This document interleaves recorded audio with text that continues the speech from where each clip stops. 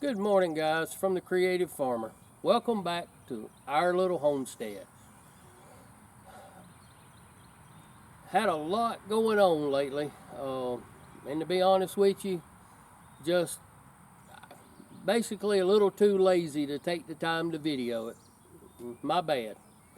But anyway, I'll give you a little tour of some of the things that's been going on just to kind of catch you up. But basically, in a nutshell, for this part of it, I have moved my garden, and I don't know, you can see part of it in the background, but I now have a huge garden. So I'll take you on a little tour and kind of show you what I've been up to, and then of course in the upcoming videos it'll be more about what's going on here with the garden. So anyway, hang tight, and I'll be right back with you and take you on a tour. Alright, first off, we'll start up here in this corner of the garden. This will be all of my raised beds. I've already moved my frame up here. We'll put shade cloth on top of this, and all of this will be, I'll put down this landscape fabric, and it'll be all raised beds.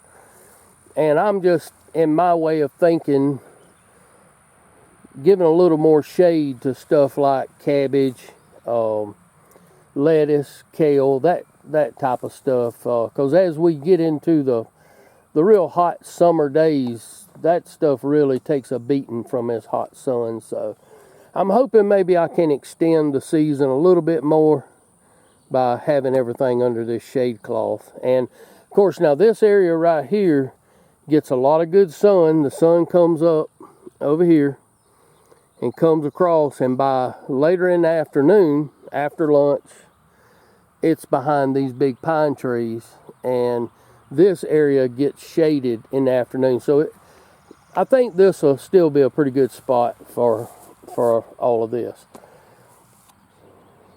All right, this end of the garden, or this section of the garden. This is 27 hills of Charleston Gray watermelons. And let's see if we can zoom in. You can see they starting to pop up.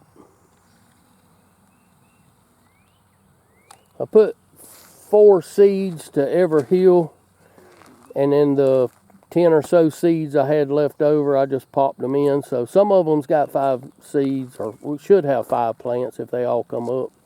The others have 4. This little area up here, I think what I'm going to do is plant some rows of elderberries and blackberries. I plan on starting to make some stuff with elderberries, and so far where I've had my elderberries, the deer have just, I mean, they eat them up. It's been a losing battle so far, but we're going to try them up here, and I'll show you in a minute what I'm doing to help with the deer. This is my main garden area. This is where I'll be planting tomatoes, squash, and the likes, beans, whatnot. Okay, here is my San Marzano tomatoes. I just got these finished yesterday, got them all put in.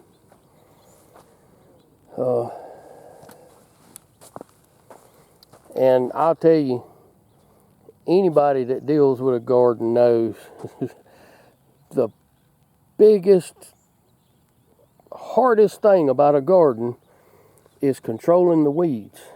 And once you get a step behind those weeds, I mean, it's done.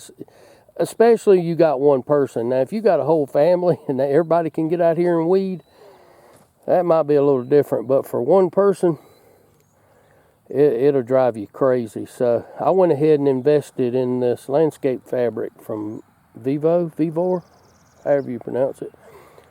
And we're gonna give it a shot and see how it does this year. But anyway, these are my local nursery was out of the Roma tomatoes, and when I was looking around, I saw these San Marzanos. So I googled them, and come to find out, this is like from what I read, one of the top desired cooking tomatoes. So last year I had 16 Romas and was able to make, I can't remember how much salsa, but I made a bunch of salsa and 21 quarts of spaghetti sauce. And these are my slicing tomatoes, the good ones you make mater sandwiches out of.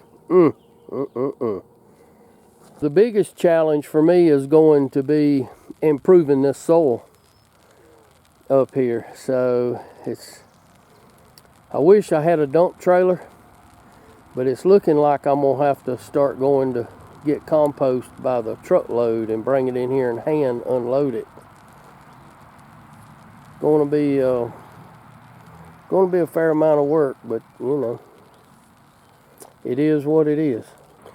All right, this is a 12 by 32 foot portable building that we bought and had moved over here to the property when we was in the process of building and everything, just to store stuff in it. But we recently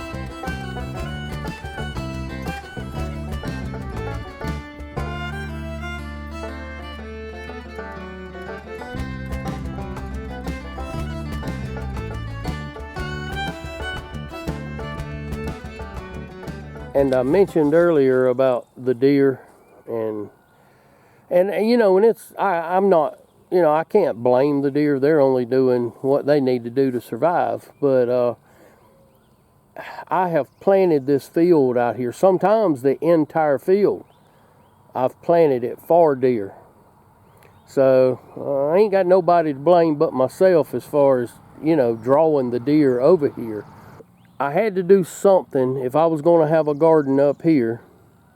I had to do something to stop the deer. Well, you know, they say a 10-foot tall deer fence, you know, or fence is considered deer proof, but I couldn't exactly afford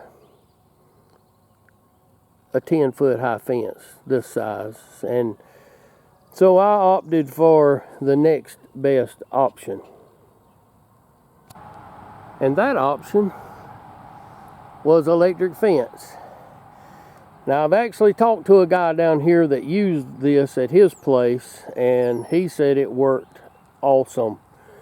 And I've watched some videos, but that's where they run 2 fences parallel. That's typically just electric fence. I went a little step different and run hog wire on the inside fence. Don't ask me why. I mean, I really ain't got a reason other than, I don't know, it just seems a little more solid, I guess. I don't know.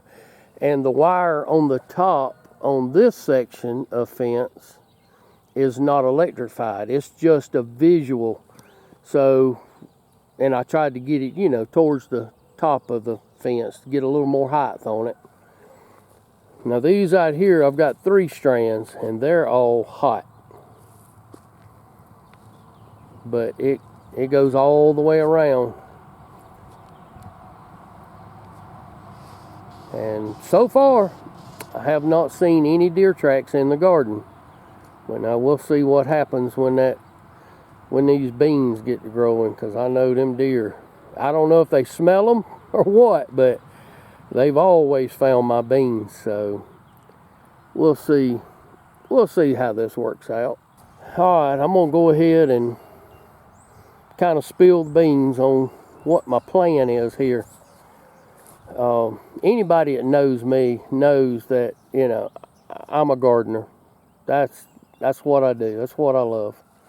If I lived in an apartment, I would have pots or whatever with, you know, some plants in it. So it's just, you know, I have the opportunity, I have the place to do it, and, you know, I'm going to have a much bigger garden. But my plan is, hopefully, in the near future, to be selling some produce. And of course the freeze-dried candy and different foods. But so the little building's going to be my little base of operations, and you know, it's unfinished. I'm gonna have to run power from the house, and then I got to finish the inside of the building. But I'm still a long ways from being really ready to sell on a bigger scale. I've got to get all my raised beds in. Need to get this soil better than what it is right now, and but at least this year, this summer, I plan on having like tomatoes, okra, stuff like that. Now next year I'll have beds of cabbage and lettuce, much more than what I got now. So it's just something that's going to take time. All right, guys, y'all take care, and I will see you on the next one.